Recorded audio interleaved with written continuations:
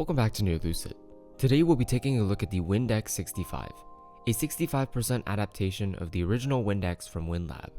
This review unit was sent to us by WinLab, but as always that will not affect our opinion or statements in any way.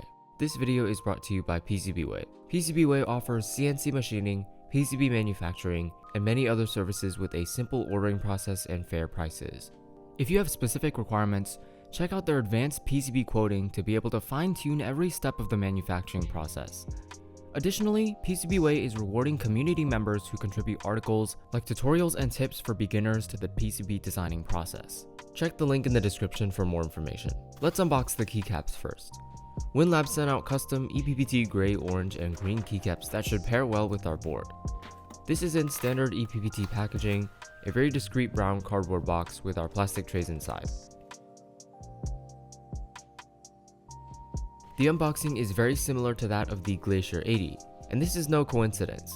Create Keeps is doing manufacturing for both the X and x65, so we should expect about the same quality for the board as well.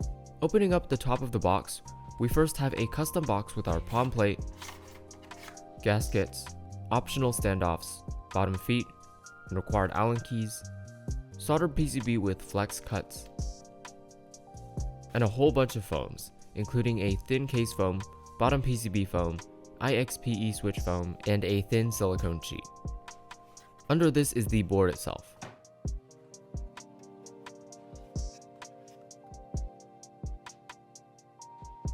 Onto the specs.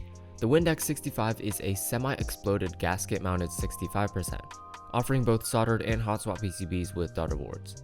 The soldered PCB supports stepped caps, split left shift, ISO, split backspace, and 7U bottom row, while the hot swap PCB is fixed. Case options are gray, green, orange, and yellow, and plate options are palm and carbon fiber. The typing angle is 7 degrees. VIA and QMK are both supported. Finally, the base price is a very fair $288. For the build, there is of course the thin case foam, bottom PCB foam, and plate foam, but also the inclusion of two special foams. The first is this IXPE switch foam, which functions the same as PE foam, but should give a slightly different sound signature. Next is this silicone sheet that goes above the plate. I'm not entirely sure what this would do, but I'm glad so many options are being offered in a relatively affordable board. I received a soldered PCB, so I'm not going to show the entire process. In here are red jacket linears, only with factory lube. Our stabilizers today are TX stabs lubed with 205 grade 0. Inside this inner assembly is also some plate foam. Since this is a gasket mounted board, assembly should be really quick and easy. We first have to take out the 8K screws. Then we can apply our gaskets to the top and bottom cases.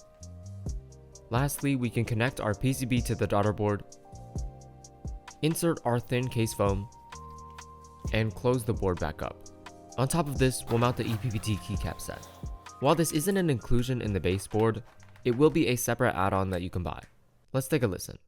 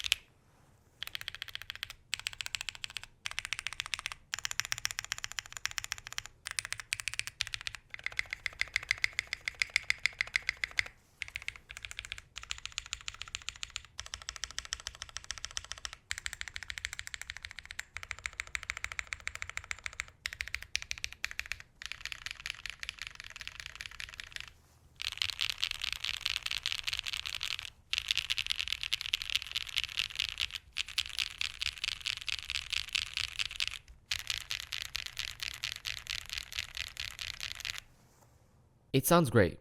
It's really loud and poppy, which is especially surprising given that I usually don't get such a nice sound from ePPT. There is virtually no hollowness in the alphas with this foam configuration and only a tiny bit on the edge keys. This is not noticeable when typing regularly, so overall I'm quite happy with the sound. There is also some scratch sound, but this is obviously due to my switch choice and not the board itself. The board has a great feel as well. As for specifics regarding the red jacket linears, we already have our full review on them up, so if you're interested, the link is in the description. The inner assembly has a comfortable amount of bounce, which is great considering that it uses regular gaskets and also has a sheet of case foam.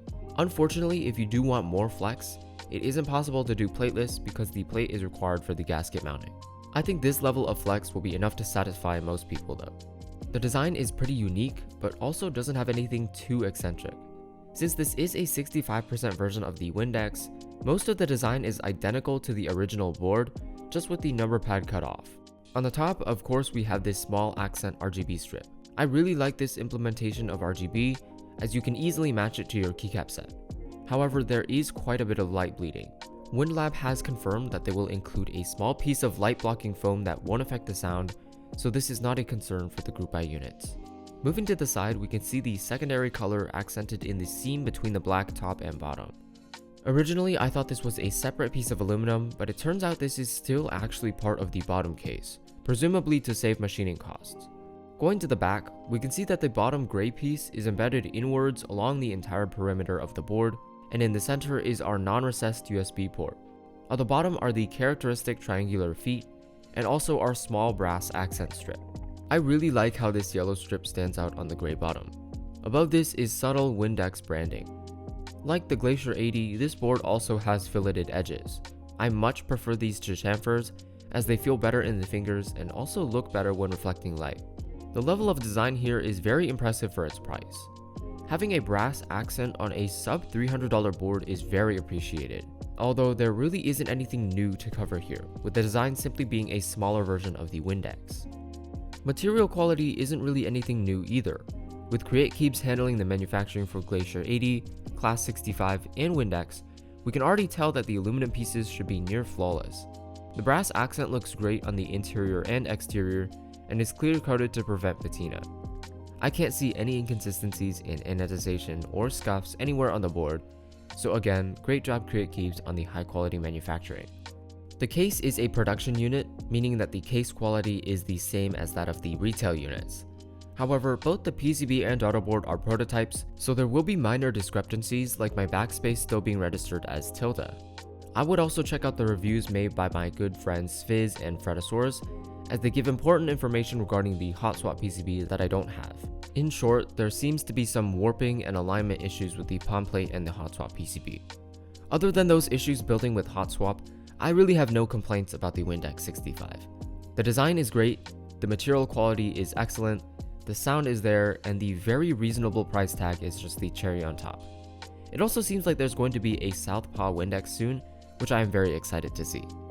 I think the Windex 65 is a great, inexpensive option for anyone wanting a 65% with just a little bit of extra flair. And that's all I have for you today. Thanks for watching this episode of Near Lucid. If you like this video, drop a thumbs up. If you have feedback or questions, don't hesitate to leave a comment below. We'd be more than happy to answer. Also, these videos take lots of work, and by subscribing, you're letting us know that you want us to keep making them. That's all for this video. I'll see you guys later.